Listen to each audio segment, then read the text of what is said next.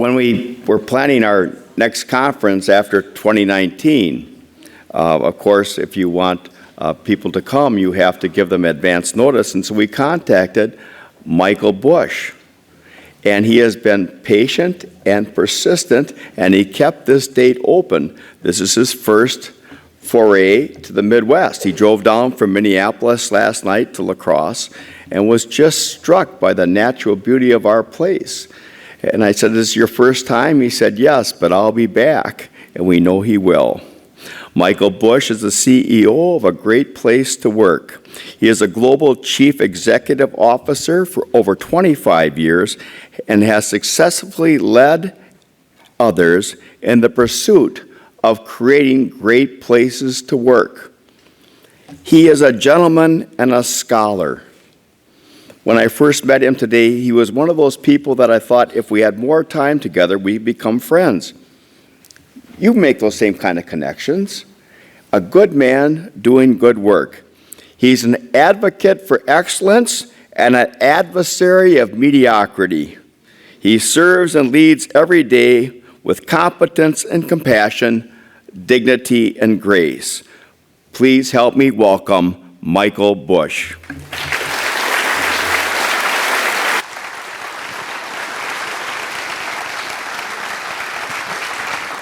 Hello, good morning, everyone. Really good to see you today. I know I'm in a room of like-minded people, so I look forward to sharing some ideas, and at the end, we'll have some time for questions and answers. And you'll ask the questions, and I'll try and provide the answers. And I hope that you'll use that time just to think about what you might want to know about that will help you accelerate your journey towards doing what we're all trying to do, which is to be servant leaders. And this is the mission that we have at Great Place to Work. We do our work all around the world, and we work to make sure that every place is a great place to work. So one thing we've learned during the pandemic, our mission used to be to help make organizations a great place to work for all. But during the pandemic, we realized wherever a person was sitting, on the edge of a bed, or in a basement, or on a park bench with a smartphone, was a workplace. So we needed to focus on the person. And so we changed our mission to be to help make every place a great place to work for all. It's a very serious mission, so I want to start in a very serious way. This is a card that my wife gave me. On August 30th, we'll be married 36 years on August 30th. Thank you. And she gave me this card because every day I have this routine, just like I had today, where I stand in front of the mirror. I don't know what the day is going to bring. All I know is it's not going to go as planned. But I try and get myself psyched up for the day, kind of in a positive mindset for whatever might happen. And so I'm just looking in the mirror, and she goes, "You know, honey, I think when you look in the mirror, you see somebody different than the person that I see." So I said, "Honey, I don't know who you see. I know who I see. I see Denzel Washington." So this is my way of letting you know you're listening to somebody who is completely delusional, who doesn't see the world the way that it is, but sees the world the way that it can be. And I believe I'm filled with a room of people who have that same kind of delusion in terms of what it is that we can create. And I want to talk about what great means, because we're talking about building a culture for good, and a culture that is good. And we know what good means. We use the word great to describe this world that could be. And so we believe that, and the words are going to be very familiar to you, that a great place to work is a place where people are treated with trust. And they build a high level of trust. And they do that by the way that they respect each other, by being credible in the way they communicate with each other, and by being fair.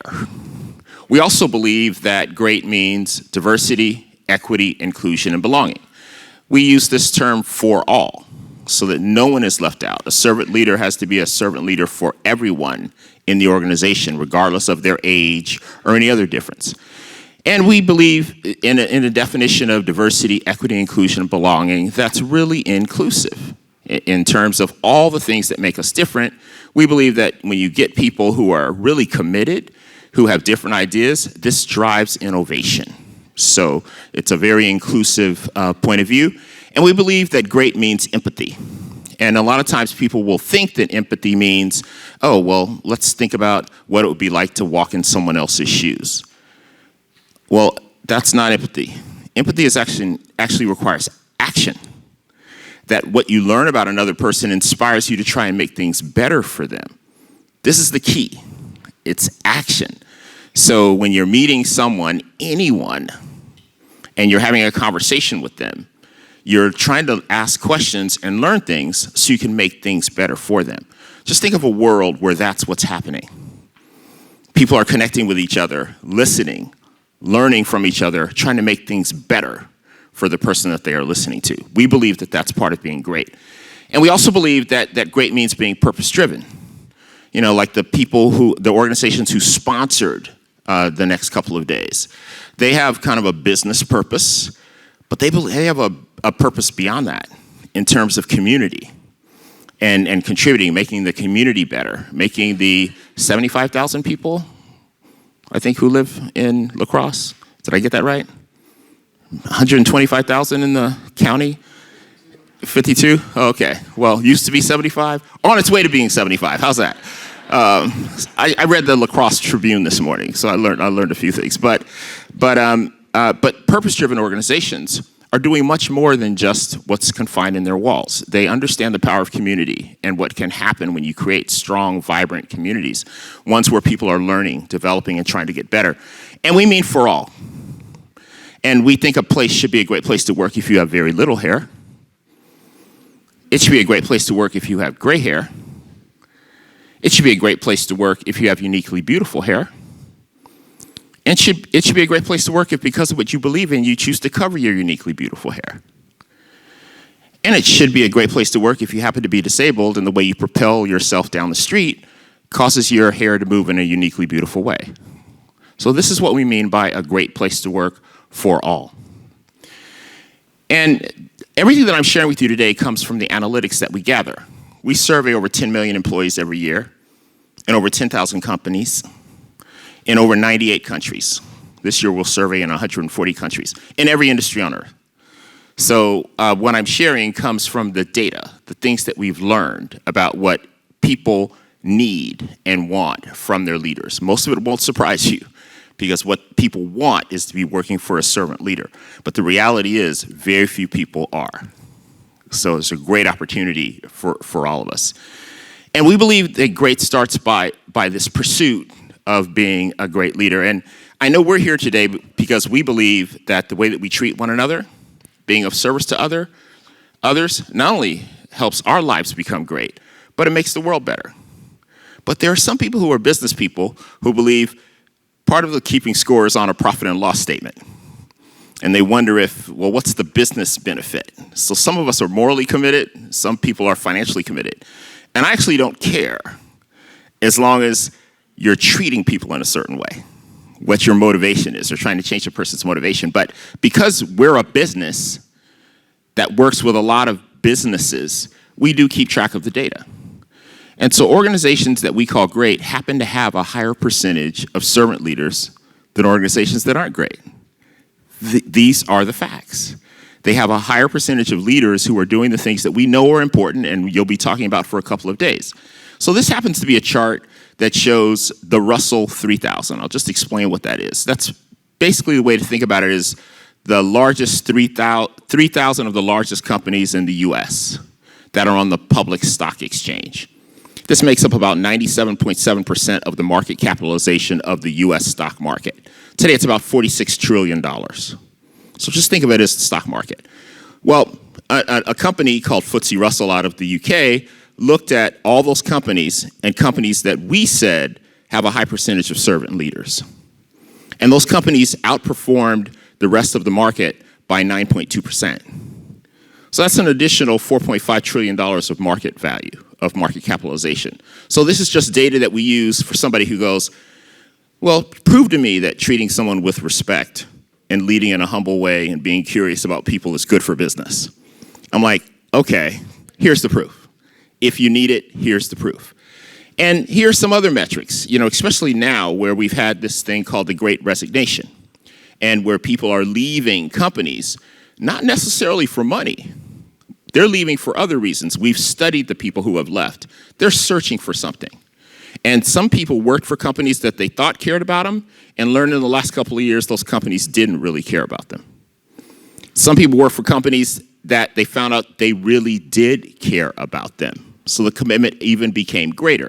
And the difference is the leader. The leader is 70 to 80% of this determination. People don't leave the brand. People leave the leader in 7 out of 10 cases when somebody leaves a job. So these are some things. Voluntary turnover is something that we track, and this graphic happens to show different industries. And companies that have a high percentage of servant leaders have half the voluntary turnover of the companies that don't. We also measure things related to well-being, whether a person feels like they're working in a workplace where they are flourishing. Someone cares about them. Someone is developing them. Someone cares about them and also cares about their family. And other things related to that around, do you look forward to coming to work? Do you feel like someone cares for you as a person, or do they care about you as an employee? Big difference between those two things. And as you can see, companies that have a high percentage of servant leaders have almost twice the experience of those that do not. So these are just some business statistics. And the things that you find when you look at these companies and what leaders are doing, not only just the last couple of years, but all the time, they care about the employee's physical health because they understand the importance of well-being in terms of physical health. They care about the employee's mental health, making sure, sometimes looking at statistics and saying, hey, you've worked 7, especially in healthcare over the last couple of years, you've worked 7 months in a row, 6 days a week, 12 hours a day. You need to take some time off. Yeah, well, the patients, yeah, you need to take some time off because you understand what's happening to that person's mental health if they continue to work in that manner. And you care about the employee's financial health. So 15 years ago, there was an expectation that as long as the check didn't bounce when you paid an employee, you fulfilled your obligation to that employee. That's no longer true. Employees actually want to work for people who care about their financial health, who want to educate them and inform them about the financial health. So these are things that are on our minds. And as servant leaders, we want to be thinking about physical health, mental health, and the financial health of the people that we're working with.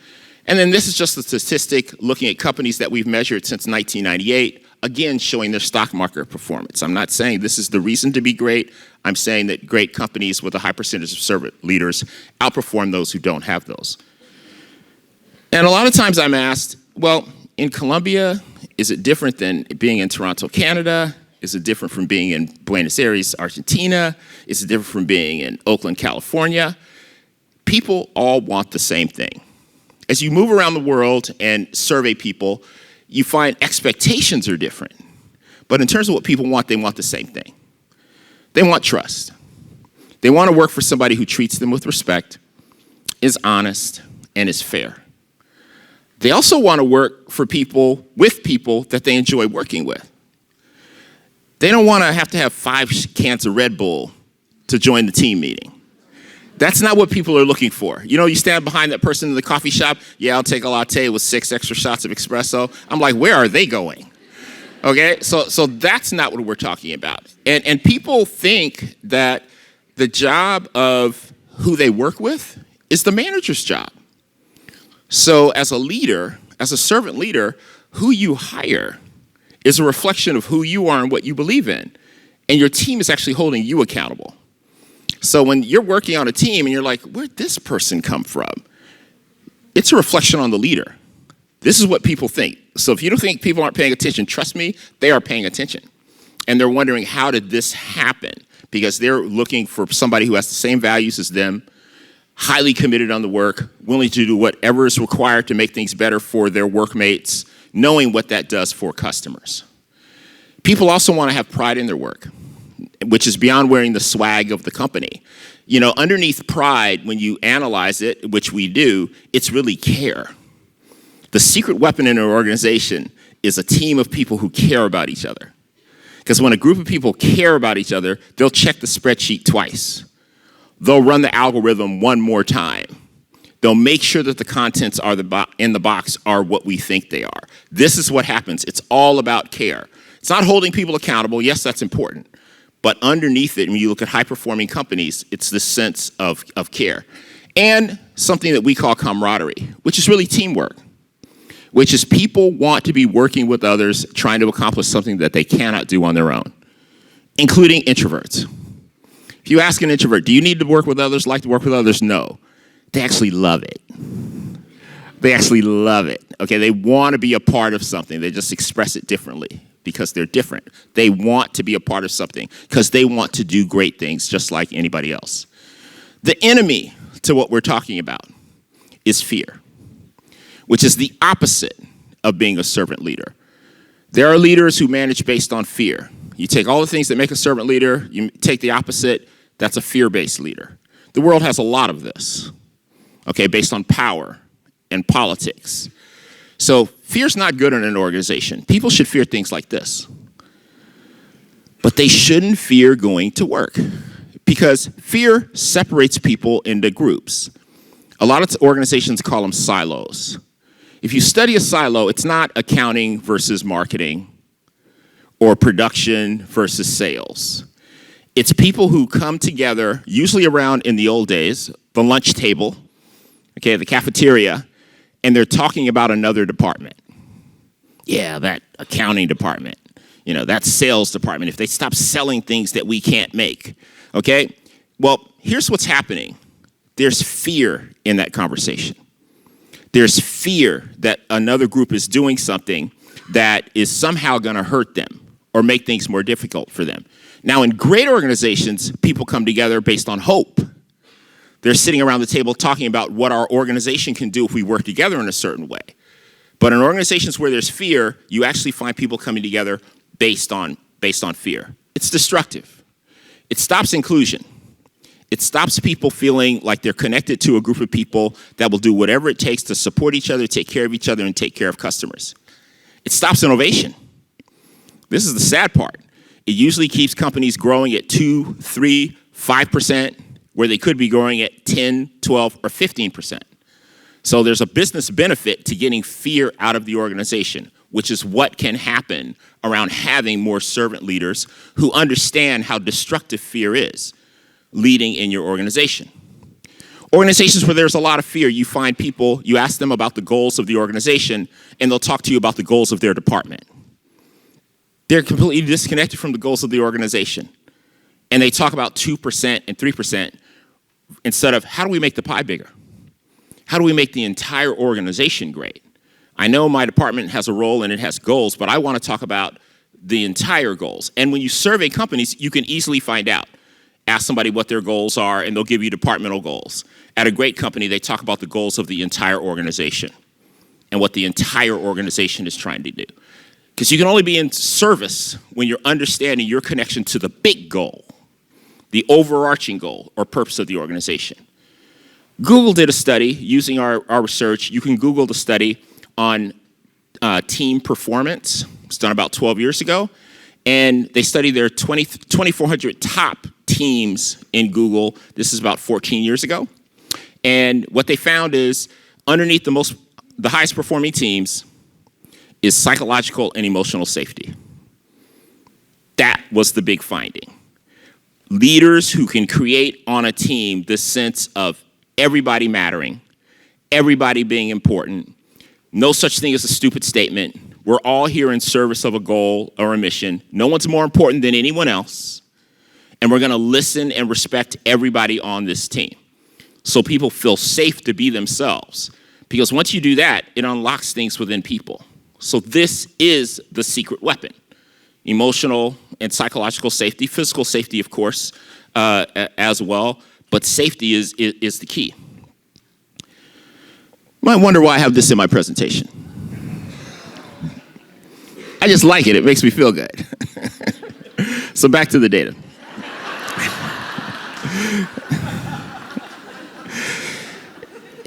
So this data actually shows the difference between, I'd say this organization that has a low percentage of servant leaders compared to organizations that have a high percentage of service leaders in 3 areas that are really, really important. One is, do you look forward to coming to work? If you can only ask an employee one thing, that's the thing to ask them. Do you look forward to coming to work? When people take our survey, which is 60 questions, they pause at that one. It's remarkable because what they're thinking about is, do I look forward to coming to work? And not today, generally. Yeah, you got it. You were like, yeah, you were there. So that's what it is. People are thinking consistency. Do I look forward to coming to work? Very important. Another great question is, do you want to work here for a long time? Again, people pause because they're thinking about whether they want to commit their future to this organization. And they stop and they think. The longer they think, the lower the score is going to be. I'll tell you that. Okay? But important point, would you recommend the workplace to friends and family? Another important question. So this is just showing the difference between having this great experience, this service leader-driven experience, which we call the accelerated experience, that's the red bar, compared to a place that has a low percentage of servant leaders, kind of a high percentage of command and control, fear-based leaders. And we focus on leadership, just like you're doing over the next couple of days, because it drives so much of the employee experience. And what we found in a study that we did about 4 years ago, we studied 4 million leaders around the world and found that leaders, bless you, we found that 4 million leaders around the world, every leader creates one of 5 types of experiences for the people who work for them. It's one of 5 types of experience, every one of us. And there's either a positive experience, and a positive experience are the words that I've been using: trust, emotional, psychological safety, respect, fairness, those kinds of things. So, and then a neutral experience is an experience where the person says, sometimes the leader leads that way, and sometimes they don't. And a negative experience is when a person says, I never experience those things with the person that I work for. Okay, and as you think back in your work life, we all probably have leaders that we could put in the various categories, right? I remember my first job was at Baskin-Robbins. I was 16 years old. That was a negative experience. I remember the guy's name was Andy Pillman. I'll never forget him. Okay, all right. So but from those negative experiences, we realized the power in the positive ones. That he taught me what not to do. I learned explicitly what not to do when you have a person working for you. And so through this research, I'm just going to walk through the 5 levels. The first level is the leader that we call the unintentional leader. And this is the leader typically new in leading people. And when you look at the survey results, people are basically saying, I don't think he knows what he's doing. Well, that's because he doesn't know what he's doing, okay? He's new. She is new. So this is a leader that needs development and coaching and guidance. And if this leader wants to get better, absolutely will get better. There's no nature or nurture issue to this. A person who wants to be a better leader will become a better leader. Absolutely. They'll do whatever's required to become a better leader, and they can become a better leader. Now, there are some people in this category, unfortunately, who are leading people who never wanted to lead people. And they still don't want to lead people. They're just leading people because the compensation scheme in the company rewards people who are leading people. So it's like and they're usually outstanding individual performers. You're an outstanding performer. We want to get you some more money. We're going to give you some people. I don't want the people, but I'll take the money. There's no other way for us to give you more. I don't want the people. As a matter of fact, I don't like people. Which a lot of people leading people don't like people. Okay, they like other things. But some organizations will thrust that upon people. And people will take it because of the money and the status that comes along with leading people. But you don't want to do that to people. You don't want to do that to that person or the people that are going to be working for that person. Not everybody should be leading people. This is important. But if a leader wants to get better, they move into this next category we call hit or miss. You could see we went from 27% of the people having a positive experience in that first group to 47%, a little less than 50% in this group. So this is the leader getting better. Leader continues to get better to the category that we call the transactional leader. And this is a very, very strong manager that every organization needs. These are your ahead of schedule, under budget managers. So you can't exist without them. Really, really strong managers. But then moving into this next category, which is where we call the good leader, this is people who are demonstrating and acting out the things where we label them as servant leaders. They actually have realized there's a connection between them and the person who works for them. That if you lean into that connection, things are going to get better for everybody. For the team, the company, and the customer. So they've kind of moved into that category, usually have enough confidence to believe these things that not everybody believes, these soft skills, quote unquote, which are actually very hard to do. And they're in this category, and almost 80% of the people are having a positive experience as a result. So you see, the red, and then this is the leader that we call the for-all leader.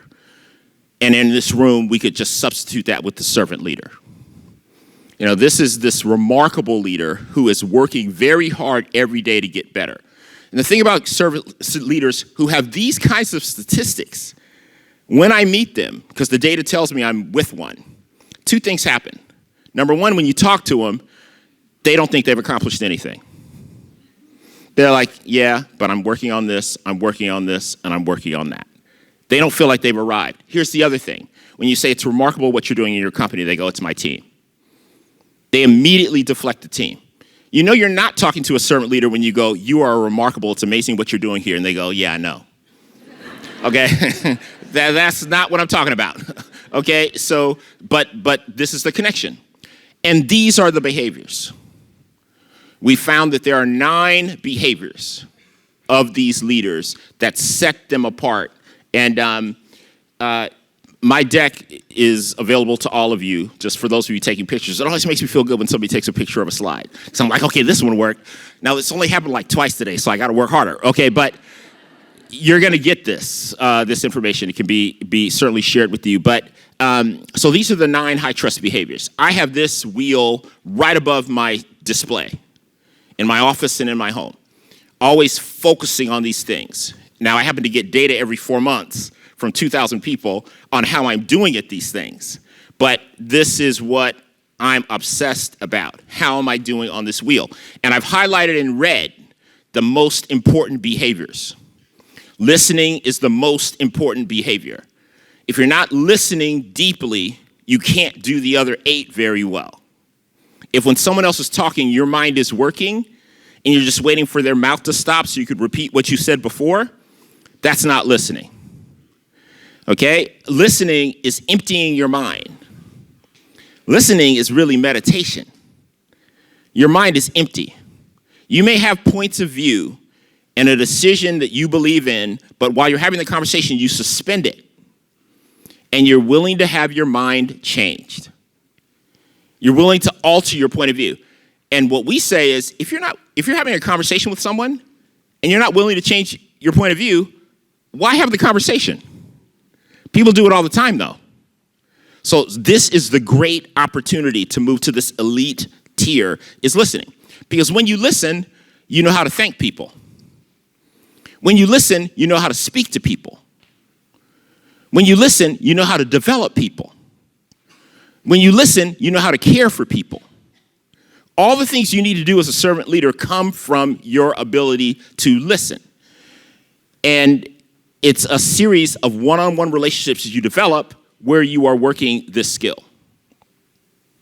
So just highlighted 6 of them, but we're always working on these things. We believe that differences, points of view, learning about others drives innovation. We've done a lot of research on this point. And what we found is that it's all about the leader. This is how we create a great employee experience, which creates the superlative customer experiences.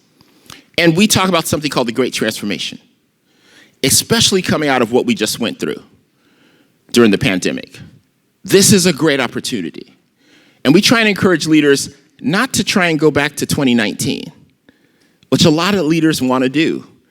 I just want to make things like 2019. Well, 2019 wasn't that great for everybody. That's the thing about it. Why not create something new? Why not take this experience that the whole world had at the same time, which has never happened before, in the way that it happened due to the flow of information and statistics and getting data, and create something brand new? We call this thing the Great Transformation. And people are talking about purpose now. a lot, which is great because purpose is really important. When someone has a purpose, they'll modify their behavior. You can hold people accountable. It doesn't modify behavior.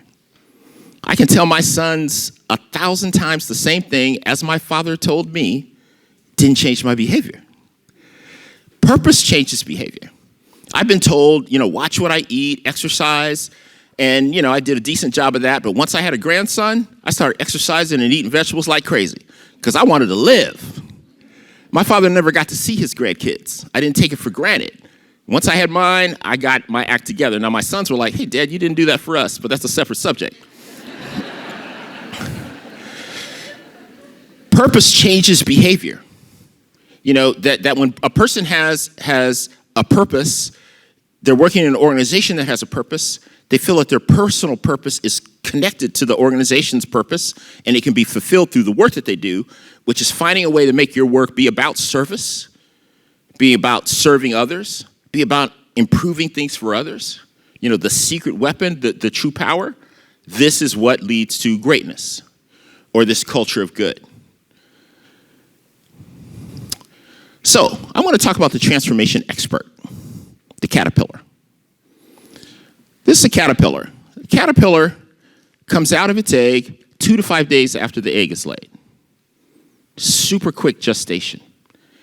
And then it starts to achieve its purpose. Now, how do you know what someone's purpose is? You just watch what they do. People will say their purpose is one thing, but watch what they do, and you'll see that it's something else. My son will tell you what his purpose is, but me watching him, it's playing video games. He has a different view, okay? But it's what people do that lets you know what their purpose is. If you watch the caterpillar, it does one thing. It eats and eats. You know what it does when it gets tired? Keeps eating. That's what it does. It only does one thing. And it grows from being 2 millimeters in length to being 45 millimeters in length in 4 to 6 weeks. Tremendous growth. So that's like a baby. Average baby's 20 inches in length, growing to be 33 feet tall in 4 to 6 weeks.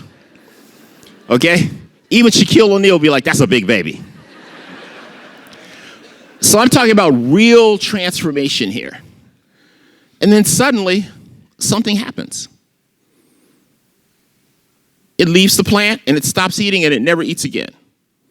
So it had this purpose, but all of a sudden something changes, and it's beginning to pursue another purpose. Still, biologists don't understand it, but they do understand this weird thing happens. To me, it reminds me of CEOs that I meet all around the world who are about cash flow, EBITDA, M&A, more growth, just chasing, being completely disconnected from the people who are working from them, chasing things on an Excel spreadsheet, not knowing anything about what's going on for the people. They remind me of the caterpillar, eating. And then for them, I've seen, in some cases, something happen. I met CEOs who will have a child, and the child is autistic. All of a sudden, they see the world completely different. It's amazing to me. They look at the company's benefits that didn't matter, now all of a sudden they matter. It's okay, you got it. Who said that? Raise your hands.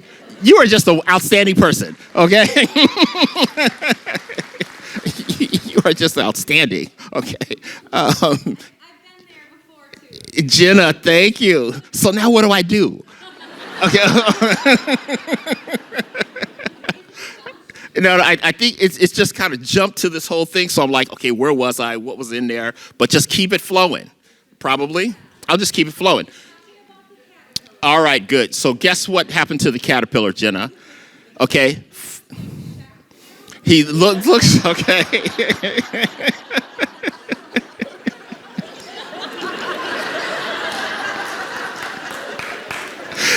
All right, Jenna, that's enough from you.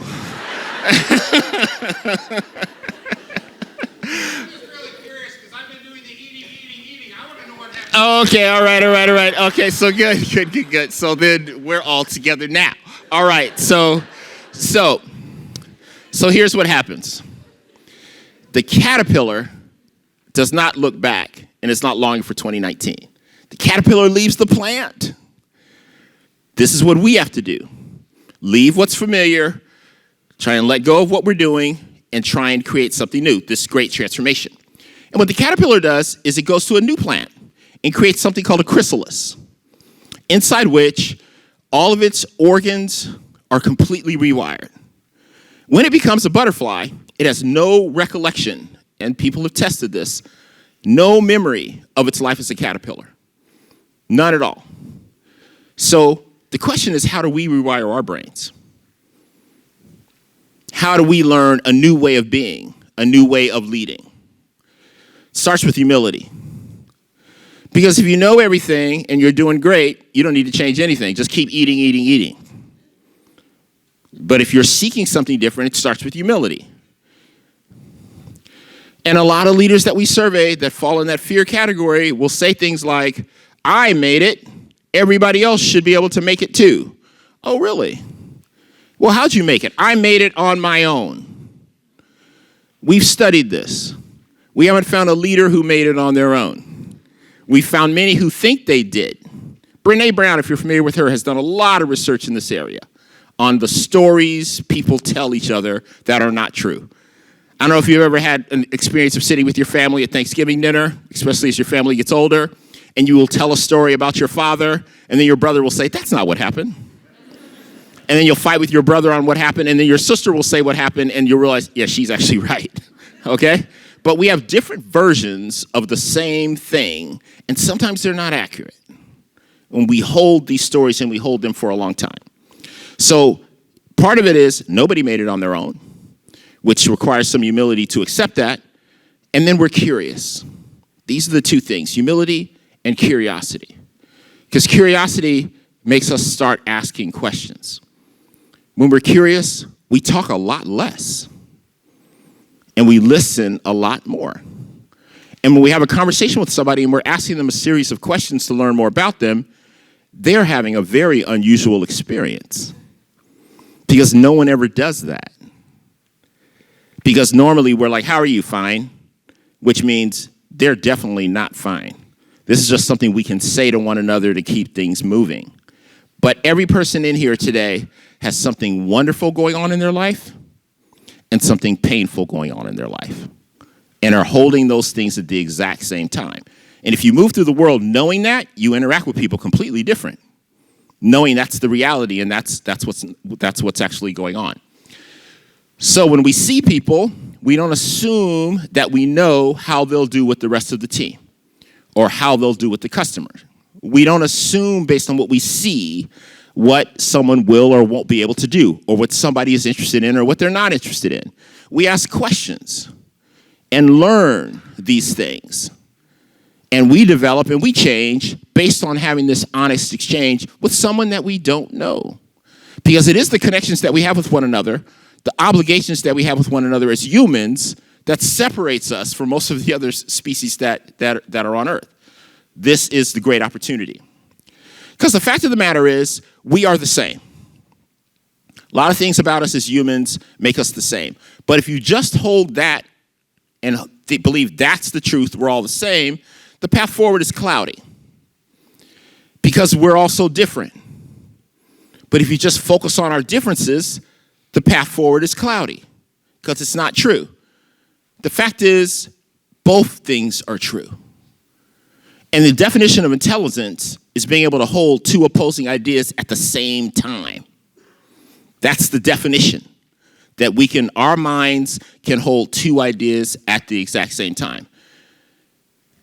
And so therefore, when you've got people in a room working on things who are the same and different, you have less sameness, you have more ideas, there's a lot more potential. If you want to keep things the same, just keep working with the same people who make you feel comfortable. That'll keep you growing at 2% or 3% or 4%. There's another opportunity here, a clearer path forward. It takes bold action, like coming here for a couple of days. and saying, I'm going to invest in myself because I'm seeking something, a different way of being, and getting a different feeling of life by being of service to others. So the question is, do you want to be the caterpillar or do you want to be the butterfly? Remember, birds have to eat too. So it's probably time for flight. Something I did read this morning in the La Crosse Tribune, other than there's a $4.2 million shortfall in the city budget. I read that. Read about a young man who just got a scholarship to play football. Looks pretty good. And I read about the monarchs and some work people are doing to try and enhance and increase the monarch population in La Crosse. So I found that to be very interesting, especially since I was going to be talking about monarchs. The monarch is incredible. It comes out of its chrysalis, and it lives a very short, beautiful life. It lives 6 to 8 weeks and travels distances of 400 or 500 yards and maybe a height of 3 stories. That's the life. Short, beautiful, but spreads life through the work that it does plant to plant. And then something happens. After 3 generations of that, the 4th generation doesn't die. It lives 6 to 8 months, can travel distances up to 3,000 miles. And with other butterflies, something called the butterfly effect, can reach heights of 10,000 feet, can actually get in the flight path. This is crazy. This is like 3 generations of humans living to age 80, and the next generation lives to age 2180. This happens in nature over and over and over again. I find it very inspiring about this transformation. And I want to believe we're the 4th generation butterfly. With this opportunity to go forward and do things in a very different way than the same old way. And the butterfly, the reason it soars and is able to do that is it's moving with the other butterflies. No butterfly can fly 3,000 miles on its own. It creates this thing called the butterfly effect, which is it's soaring on the winds created by the other butterflies. It's incredible. So this is a together thing. This is a group of animals relying on each other to have a totally different experience. The caterpillar never got to see something like this. Never got to see anything like that. The stakes are high. I think that the world needs what we're talking about, servant leadership, more than at any other time. Stock market's crazy. Trouble within borders and across borders. Communism, dictatorships. But we've been here before. I also find this to be inspiring. History serves us. Where there's been anarchy, dictatorships, in the end, democracy has prevailed, as it will this time too. So I know I'm talking to a room of people who have a purpose, who believe you can do things with others that you can't get done on your own, who see the world not the way that it is, but the way that it can be, believe that you can make money in business, and you can make progress too, in terms of creating a better, more equal society. This is the culture of good. This is what we call being great. I know you're on your way to being great. I applaud you for that. I look forward to some questions. Thank you for listening today.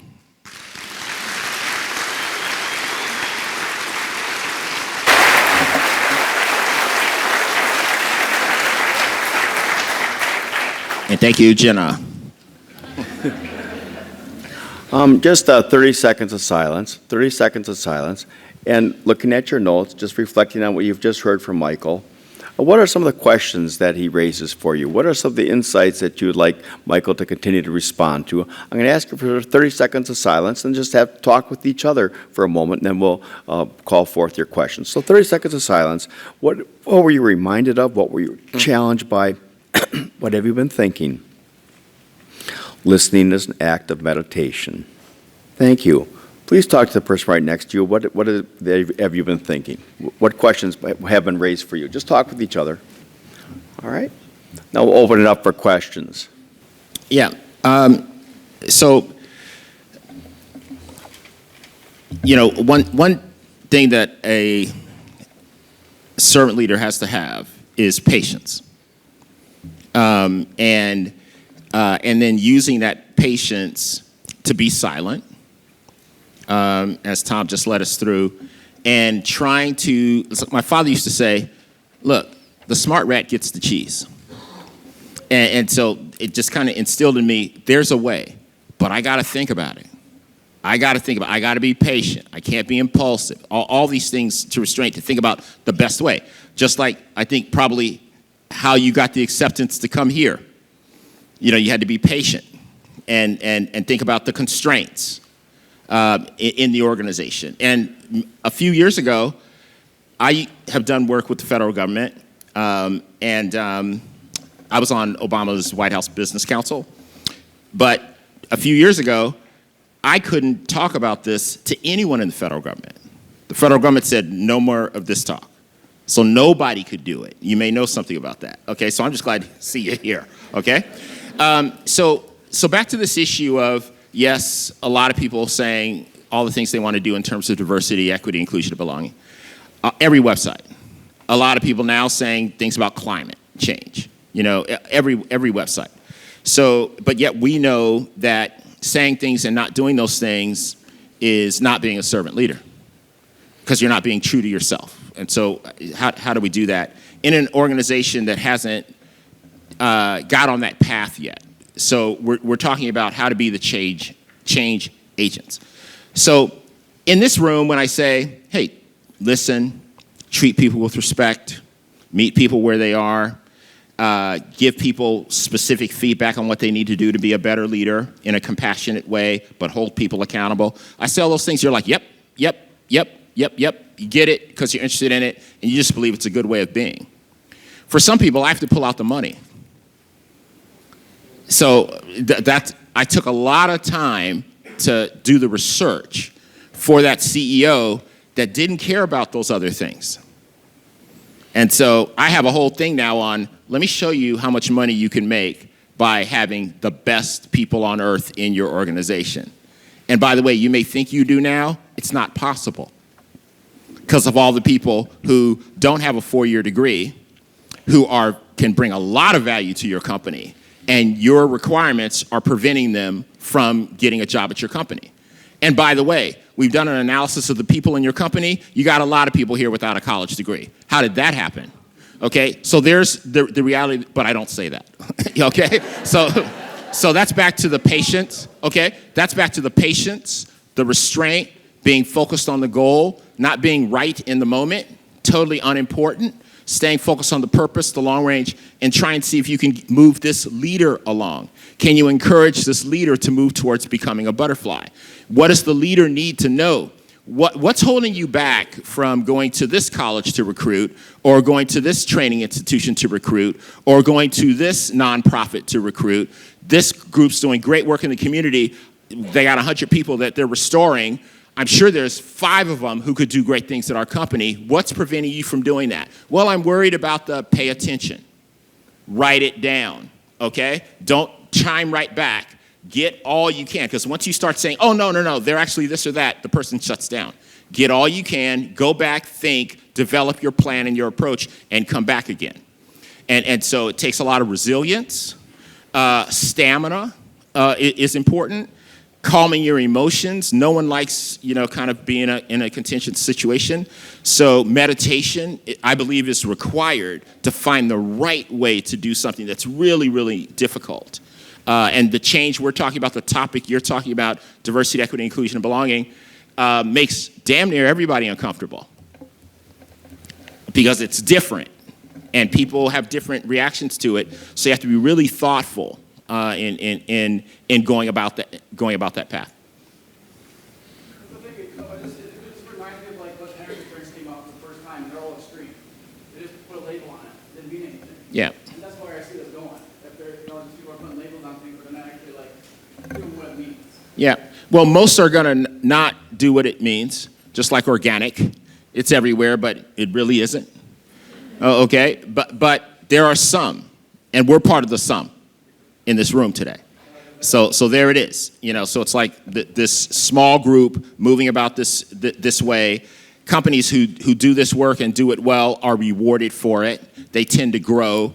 And I just find that, that's what we need more of. But it's a long road, for sure. Other questions? Michael?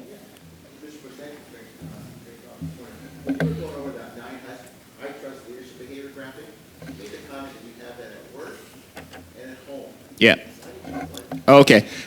Okay, well, I wish I had a really deep answer. But over the last couple of years, I've been working at home.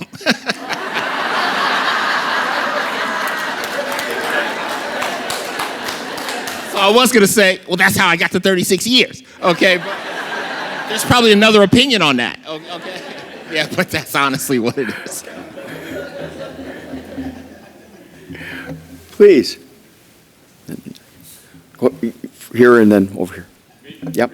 So one thing you talked about, you said that a lot of times we take high personal performers and we promote them into leadership, and I've seen that also. And so somebody put it to me once that we promote people to the highest level in competence, and then they fail. So I've noticed that, and I think, so how do we combat that so that we actually, leadership is a different role? Why is it more valuable than the high technical performer?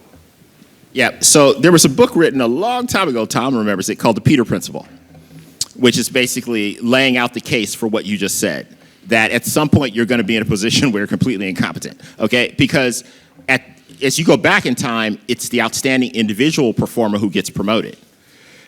So it just became this thing. People didn't understand. Not everybody wants to grow, develop, inspire people. How many of you are people leaders now? Okay, so you have miserable lives just like me. Okay, so it's like being a people leader turns the 10-hour day into a 14-hour day. You know what I mean, right? Okay, it's like, if I could just get rid of the people, I'd have a heavenly, serene life. Okay, it's just, some of you know exactly what I'm saying. It's hard work. It is, people who are into it and want to do it, they are, and are gonna be good at it, they are truly servant leaders. There's something there about them. They have a calling of some sort. So there are some industries who get this right. Tech companies. Tech companies, the highest paid people are individual performers. They make more than the leaders. I got all the data on that. They've broken the compensation thing. They don't care how many people you have. You're not getting more money for that. You're getting money for other reasons. And outstanding individual performers, they pay a premium to them because they understand this. And in tech companies, those people should not be near leading people. These are tech people. Okay, so they love that for a reason. Okay, it's like you want to make them happy, give them a keyboard. Okay, so people are keyboard, I'll say keyboard. Okay, so this is a reality. So what you want to do in an organization is look at your compensation system. Most reward people for having people. Find a way to pay people who are outstanding individual performers and let them make as much money as somebody maybe running a department with 150 or 500 people. People are a great place to work.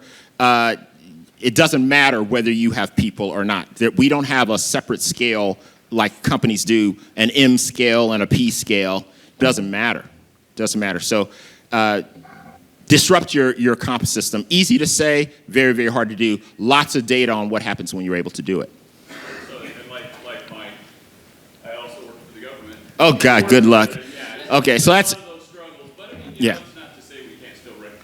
Sure, yeah. So, yeah, if you're in a bureaucracy, you're in a bureaucracy. So it's kind of small steps, a lot of patience, a lot of patience. I don't have these kinds of things, but I have these kinds of things, as part of the benefit. Yeah, you won't be going to 33 feet tall in 4 to 6 weeks, okay? It's not that kind of transformation based on the constraints, in the institution that you're a part of. Thank you. Please. So in the last few years, as I thought about leadership and been in those positions, I've considered that bravery is a significant piece of leadership. And when you talk about transformation and becoming a different kind of leader, or it seems like bravery is the but I don't hear too many leadership roles talking about that. So that desire to actually do the right thing or make a change or listen longer or all of those things, I think takes a different kind of person. Could you comment on that? Yeah, I'm very prepared to comment on that. Okay, so The question was asked that one of the, on personal reflection and reading, has come to the understanding that bravery is needed for effective leadership today. Why is that not talked about more in preparing people for leadership roles? Yep. So this is the power of a word. Okay, for you, that word means a lot, and you value it. I can hear it. I can feel it. For other people, that's not true. So Brene Brown. If you're not familiar with her, I would get familiar with her. So Google Brene Brown. Okay, tons of, to do what I'm doing today, she's like 250,000 now. Okay, because she's Brene Brown now. I remember her when she wasn't, but she is now. Okay, a $7 million Netflix deal. But this is a powerful woman who talks about bravery. So you would love it, because this is what she believes. It's not that I don't believe it. I don't see doing the right thing as being brave. So I never think about it that way. We completely agree. I just don't see it that way. Some people will say, Michael, God, that was so... And I'm like, what? This is what we're trying to do. Of course this is what I would do. Why wouldn't I do that? But there's not an argument. It's a difference in words. So she says bravery a lot. She says courage a lot. Her research came from special forces, you know, the U.S. government, special forces. So she uses bravery and courage a lot. I believe in everything that woman says. For me, I talk more about purpose. What are you trying to do? And the power of purpose and being and changing, you know, for the purpose.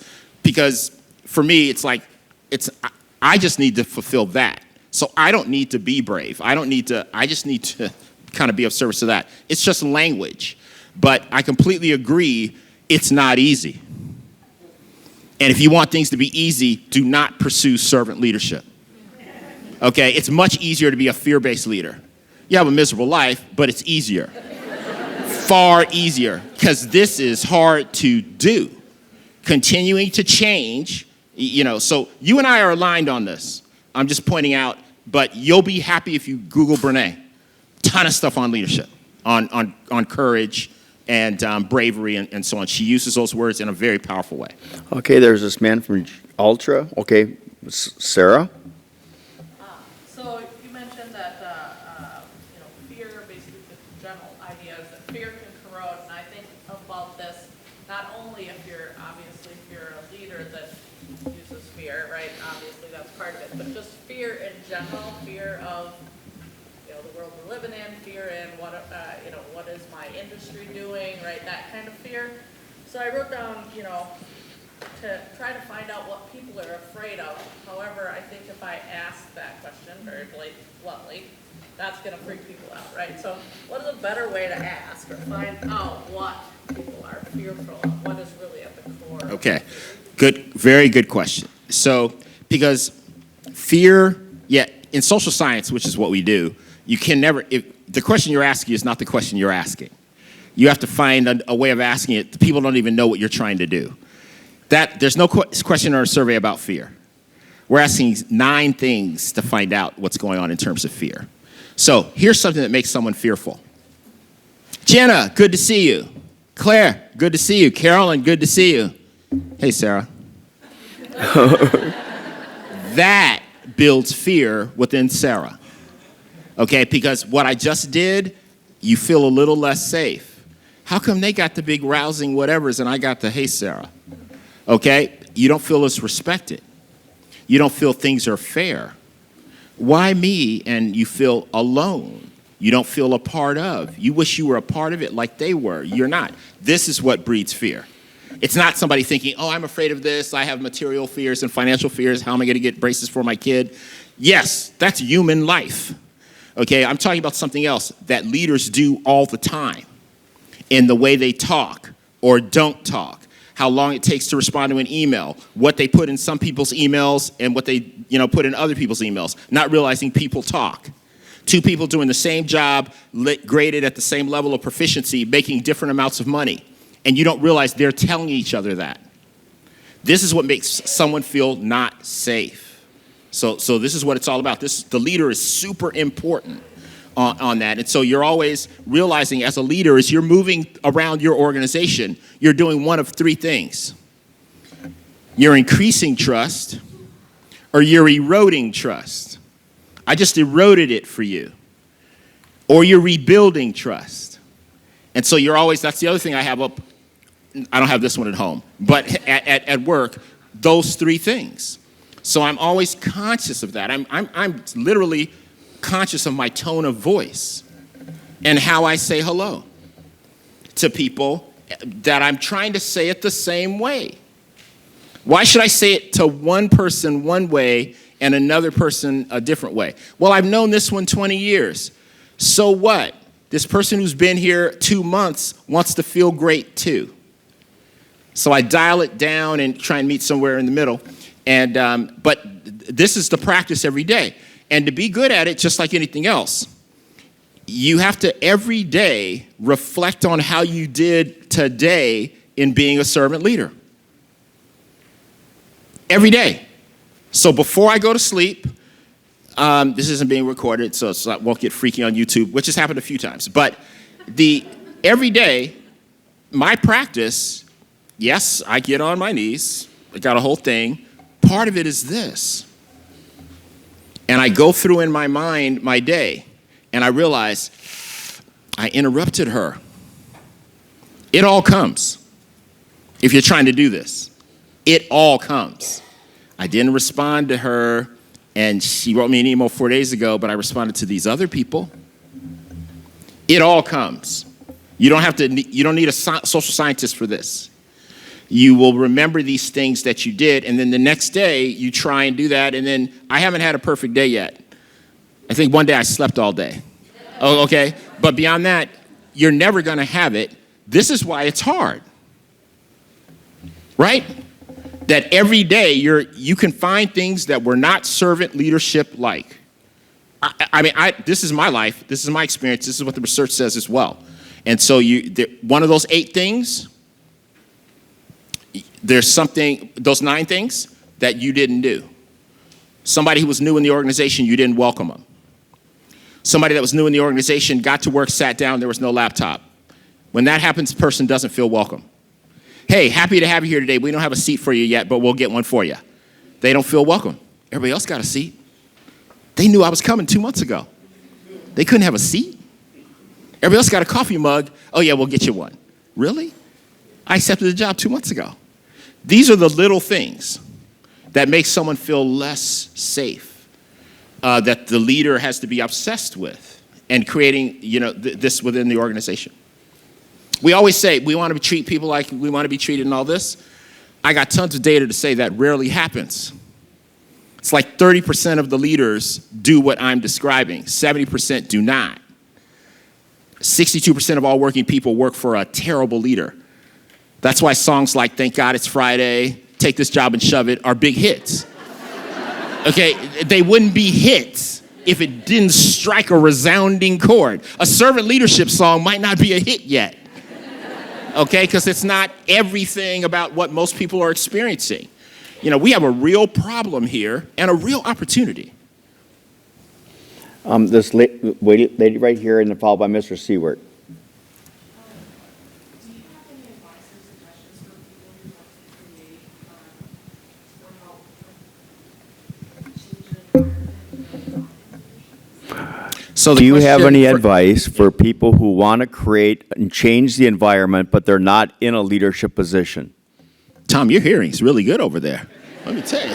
See, I had to walk what did over you here say? and put my good ear towards Brittany. Okay?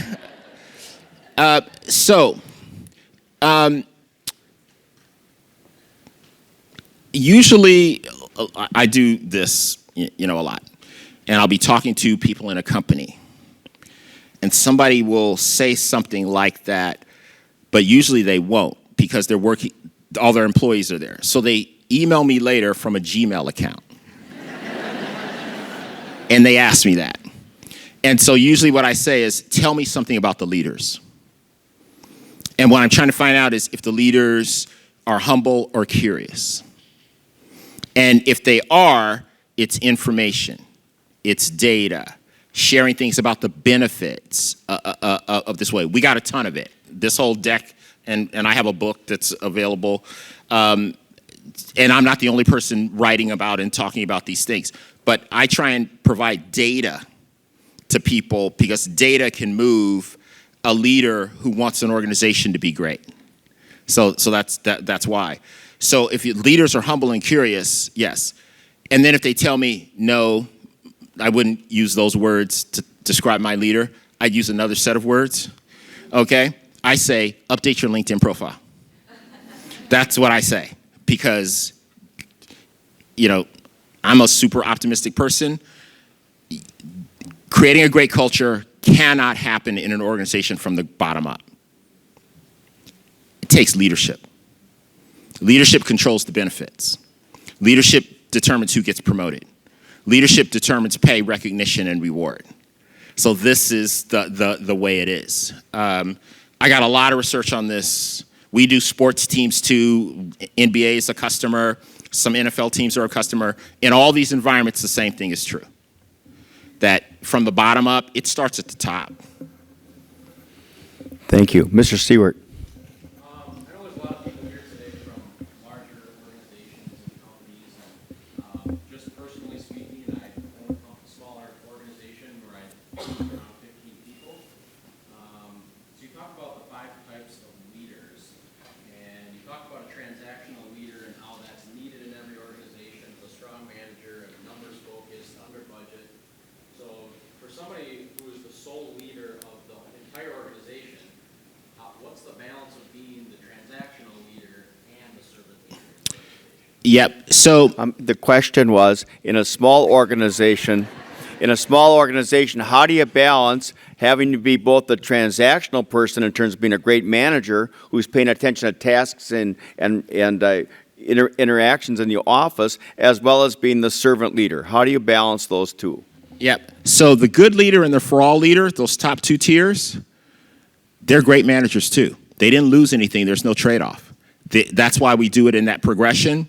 They're under budget, ahead of schedule, great at analysis, doing models, scenario planning, preparing for the worst case scenario, knowing the burn rate when you're going to run out of cash, all the things you know. And I do too, because I'm an entrepreneur as well. You got to be great at that. And then keep going. There's no trade-off here. Now, sometimes we all have strengths and weaknesses. Some things that we're better at. There's no perfect leader. So if let's say you're really strong on the numbers, the analytics, the models, and execution and driving execution, and you're not so great on the people connection point, you got to get somebody who's great on that point. You can partner up. So, a people first leader, someone who believes in building things while building people, that kind of a thing. You can't be everything. So, complement yourself with somebody on the team, and the two of you together can create this culture that's needed. In every case, there's something like that. Sometimes the CEO is really strong in some ways, but the president's strong in these other ways, or the COO, or the HR person fulfills this other part. CFO strong on the people side, that's rare. Okay, but happens. But happens. I didn't mean to get anybody upset. Okay, but I got some data to show that some people are good at some things and some people are good at others. Okay, but so the key is, as you're listening to that, finding for yourself where you are. That's the key. And you, in your innermost self, you actually know. You actually know. Now, we actually provide data to people to help them see it more clearly in some cases, but I believe anybody can find a quiet moment knows. Thank you. Have I missed people from the upper balcony? Please. Just looking for your perspective on, in the last year or so, so many industries are looking for help. There's help wanted ads just everywhere. What, in your mind, has changed? So I'll try and fly through what happened. All right. So we pumped about $20 trillion of stimulus into the economy. Okay, that's the biggest thing that changed. So the economy was on fire because of all the stimulus that was put into it. So people would like to think, oh, we're great. Yeah, when you get a bunch of stimulus pumped into the economy and get money to consumers to spend, and you keep doing that, of course things are going to be great. So that created a strong global economy. Everybody did stimulus. Canada did stimulus. Germany did stimulus. Everybody around the world did stimulus. So the whole world got hiked up on stimulus. A lot of businesses did really well. Balance sheets have never been healthier than they are today in history. So there's the fact. So yeah, we got a lot of people to hire because there's so much to do and so much business to do. Well, sooner or later, you can find the metaphor, things have changed. Because when you inject all that stimulus money into the economy with a very low interest rate, so money's super cheap, so on top of stimulus, you've got debt, cheap, free money, let's get that. So businesses are even more hiked up. So we need even more people to hire.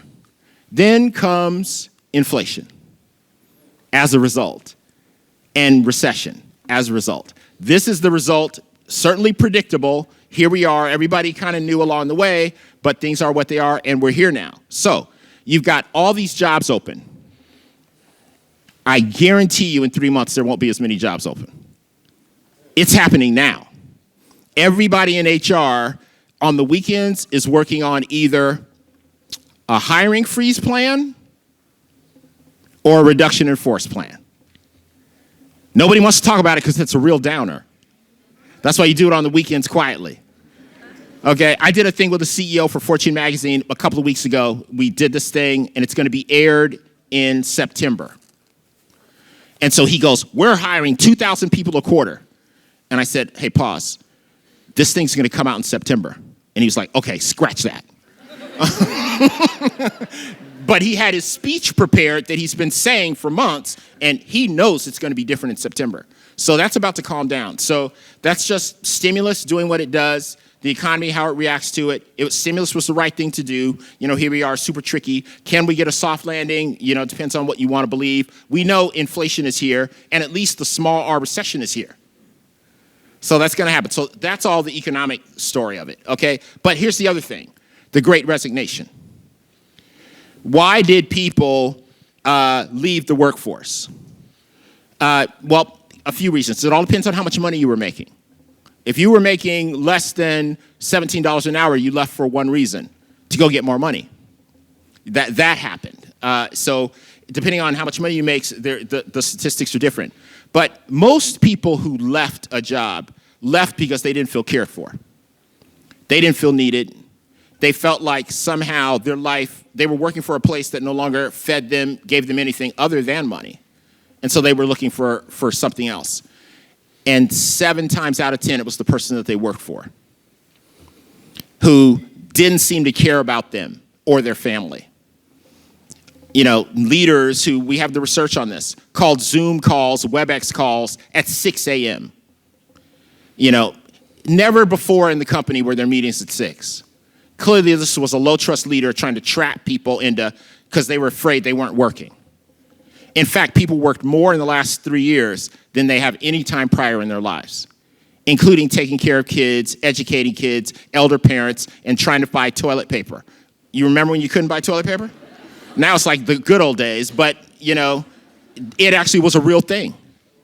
Okay? Now at our company, we found a way to get toilet paper and send it to our employees because we were thinking about the people. So we got into some customs problems, but that's another subject. But because we were sending it out of the country, it became a whole problem. Okay, but this is what I'm talking about. So that Great Resignation. Now, Great Resignation statistics today. 30% of the people who left wish they were back at the old place. They just wish they were working for someone else at the old place. So powerful statistic. 30% of the people who left went to less money. Most people stayed in the industry that they were in. People in healthcare got burned out. They actually left and don't want to go back to healthcare. It was too much. Healthcare went through something no one else went through. Everybody thinks it was tough. If you're in healthcare, it wasn't tough. It was horrible. Horrible. So that's where the great resignation's real. People are like, I want to find a new career now. I just can't really get back to that. Did that help? All right. All right, one last question, please. We have, Thank you. You said something a few minutes ago that, about the Peter principle, particularly with technology workers. So in my professional networking and in my role at my current company, I work on a team of highly technical people. A lot of whom I would consider servant leaders or aspiring servant leaders, whether they're in that role as a manager or just as a technician. And I think this applies to more than just technology, but like your processors, your paper pushers, people who are doing the operational things. Those people that are aspiring to be leaders, you make a comment that the people who are sitting behind the keyboard and are highly technical aren't the people who want to be managers. What advice would you give to those people that are sitting there today that aspire? Yeah, so I made a broad, so that's one of those, okay, thank you. That was so nice what you just did. You knew exactly what I was going to say, okay? And it's like, those are the kinds of things, I always say, we're all one tweet away from humility. Okay, so it's like if somebody tweeted here today, Michael Bush said, every tech person is horrible at leading people, they just love a keyboard. I know you did that, I appreciate that. But that's what Twitter can do, okay? So don't do that, okay? Because I say all kind of crazy things, but it's like nobody wants to tell the whole story. So I got a list of remarkable tech leaders. I got a list of people first tech leaders. I can call it out and just go on and on and on. And so the problem is we often take the person who doesn't want to lead people and promote them due to the things. So you got that story. So it's like, what you want to do. So how many people do you have reporting directly to you? Oh, okay. Golly, that blows the whole thing. All right, so let's say you have 10. Oh, okay, let's say you have 10. Anybody have more than 15 people reporting to them? Okay, so how many people do you have? Is it Leanne? How many? 45, that's a lot. Directly to you. You have a tough life. Give Leanne a round of applause. Okay, Okay, so I'm glad. So this is hard to do, what I'm about to describe. So what you want to do is know what those 45 people want. So you want to have a conversation with the 45 people. I've done this about why'd you come here? What are you hoping for? What would you like to do? Blah, blah, blah. Ever see yourself leading people? And listening carefully. So this is the thing. Knowing that there are some people who are crazy enough to want to lead people. Okay, and so you know that. To keep them, you want to create that for them. When somebody's telling you what they're interested in, you want to be writing it down. This is how you retain people. Because when you come back to them and say, hey, I know you want to lead people, they'll be like, he was listening. Because that never happens. And so you want to build a plan. So you got 45 plans to build. Most people have like 13 to 15. It's harder for you. But it can be done through 30-minute conversations, a good way of recording all the things that you know, and then holding yourself accountable to, am I advancing everyone? That's the hard thing, because you got 45, I'm really leaning into 15, and there's some people that I'm leaving out. Well, the one thing is, you got 45. Normally, there's like 2 or 3 that you're wondering if they should still be there. Is that true, Leanne? Okay, not that they're here, and I'm not, no hands or anything. Okay, so Leanne says this. So you see what Leanne is saying? Here's my team, and a couple of them probably shouldn't be here. This is true for every leader I know. I'll wrap this up, Tom, but I got to make this point.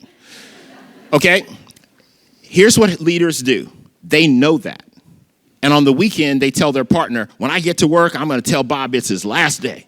And they practice it in the mirror. And then on Monday, they're like, hey, Bob, what's up?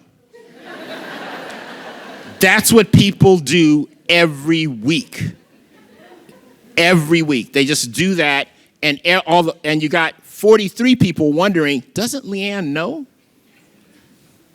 And then finally, the person has the courage, the bravery to say, Bob, it's your last day. Got to move on. You do that. Everybody's like, what took you so long? And never does the person say, you know, I think I should have kept him. What they always say is, I should have fired Bob a year ago. This is what happens around the world every single day. So I just tied a whole bunch of things together based on that question. Got to know what people want, to have developmental plans for them. Developing's one of the 9. The only way to develop is to listen and ask questions to know what people want, you know, and in their personal life too. You know, I got 2 kids. I'd really like to be able to see my kids' soccer games. I know the scheduling now, it's hard to do, but I just want to let you know, if I could get to their soccer games, I'll do whatever's required if I can get to their soccer games. Good to know.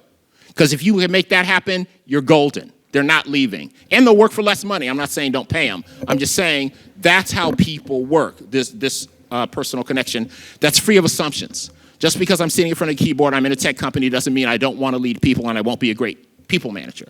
So don't listen to that guy who says these crazy broad brush comments that are just not true. Okay? If I could have the last comment. Oh, Michael, you and I are older. We have a marvelous group of younger leaders.